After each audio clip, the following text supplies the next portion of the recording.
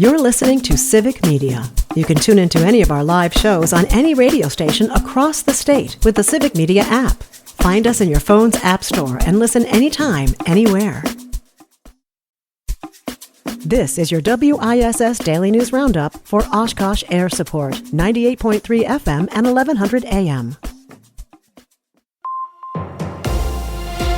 For 98.3 and 96.5 WISS News, I'm Lisa Hay. The February primary election is in 1 week, and then the April 1st spring election will follow.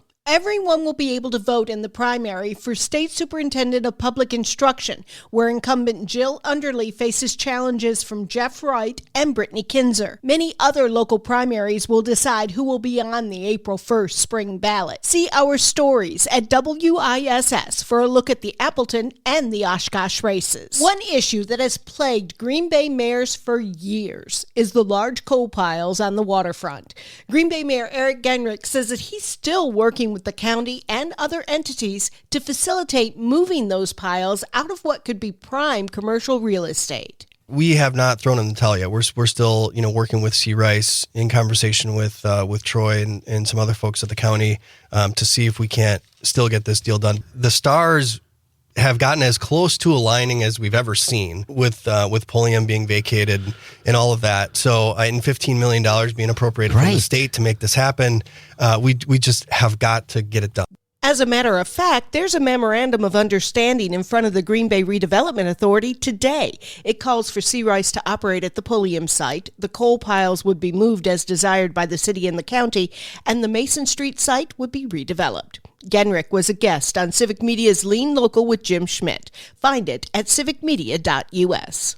U.S. Senator Tammy Baldwin is part of a group of legislators bringing forward the Right to Contraception Act once again.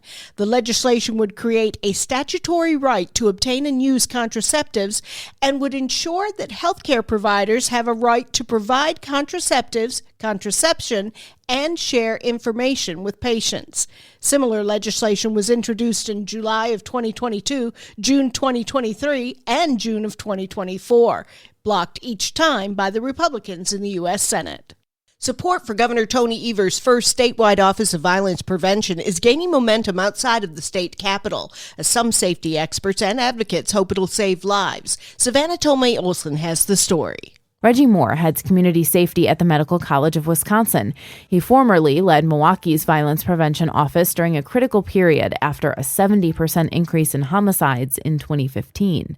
The fact that cities are getting smarter on crime and the impact that these types of interventions can have in addressing violence before it happens, I think is something that people understand that we should be doing. He says using this public health approach to gun violence contributed to Milwaukee's 4-year decline in homicides and non-fatal shootings beginning in 2016, which was one of the biggest drops in crime nationwide at the time. I'm Savannah Tomei Olson. Fires and the flu have impacted the nation's blood supply. Melissa Kay reports on how you can help. The American Red Cross is urging donors to give blood or platelets in February. The nation's blood supply is low after thousands of donations went uncollected last month due to severe winter weather and wildfires. Flu and other seasonal illnesses are spreading, which could force more people to cancel scheduled donation appointments. The Red Cross is urging donors to make and keep donation appointments so hospitals can continue to ensure critical care for patients this winter.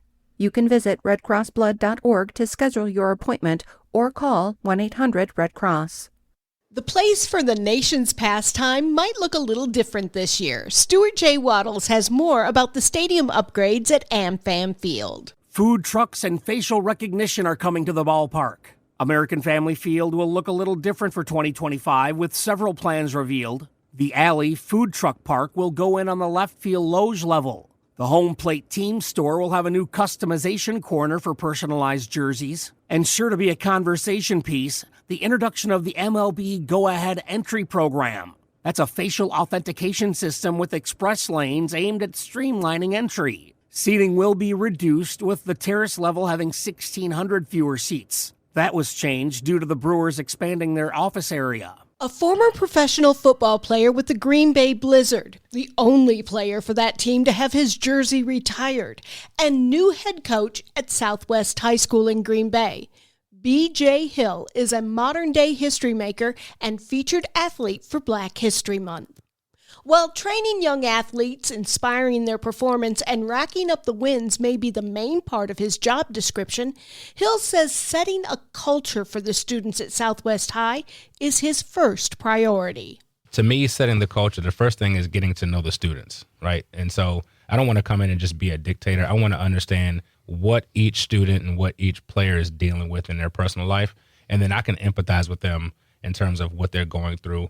And as long as they know they have a personal relationship with me, they're going to want to run through a wall. That's just the way it is. Now that his playing days with the Blizzard are over, Hill says he can focus on what he found to be his true calling. I was like, you know what? This is exactly what you want to do. This is your passion. You know, you love coaching, you love teaching kids. Hill emphasized that, yes, he wants to see the athletes at Southwest High School to a winning season, but he also wants to help the athletes and their fellow students win at life. I'm an extension of the parents. You know, whether it's a one-parent household, two-parent household, I'm on your team. And so the goal is we want to build these boys into young men. That's the first order of business. B.J. Hill, coach, culture creator, teacher, and Black history maker. It's freezing outside, but things are starting to really heat up as Waterfest 39 gets ready to rock the Fox River and the Leach Amphitheater this summer. Big Bad Voodoo Daddy, Marsha Ball, the Cat Empire, and Hairball are some of the headliners that were announced this week for the music event that spans 2 months and brings thousands of visitors to downtown Oshkosh. I'm Lisa Hale for 98.3 and 96.5 WISS News. For news anytime, visit WISS.FM.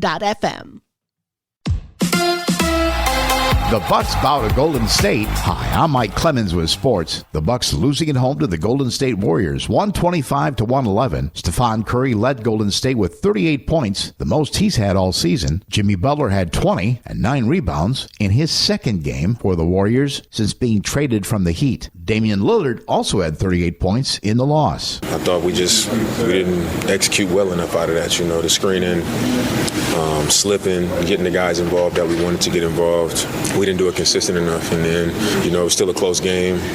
Loose balls, they got to them. We allowed them to get off threes. They got a lot of shooters, and I thought they separated themselves, getting threes off, second opportunities, and then obviously the turnovers. I felt like I had more turnovers than I ever had in a game today. So you're not going to win a game not valuing every possession against a team that's shooting the ball like that. That's the Bucks' Damian Lillard. With sports, I'm Mike Clemens.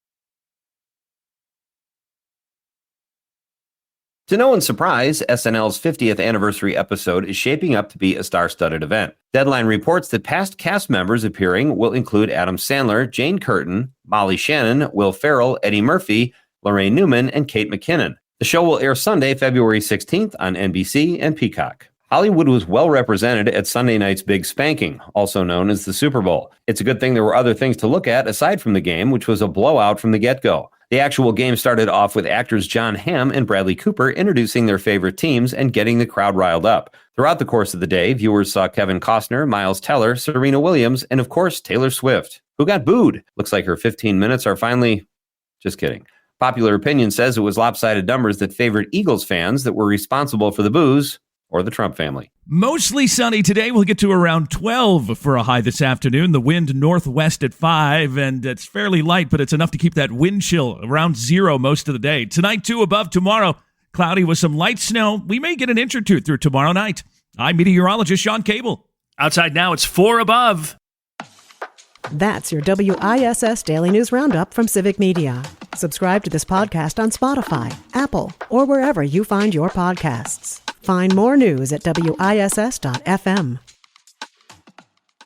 The national news cycle never stops, but it can be hard to find news about your local community. Civic Media is dedicated to providing quality local and state news coverage across Wisconsin. With the Civic Media app, you can get notifications about local stories that matter to you and your community. Find the free Civic Media app in your phone's app store and choose notifications from the menu to tell us what kind of news you want to hear about.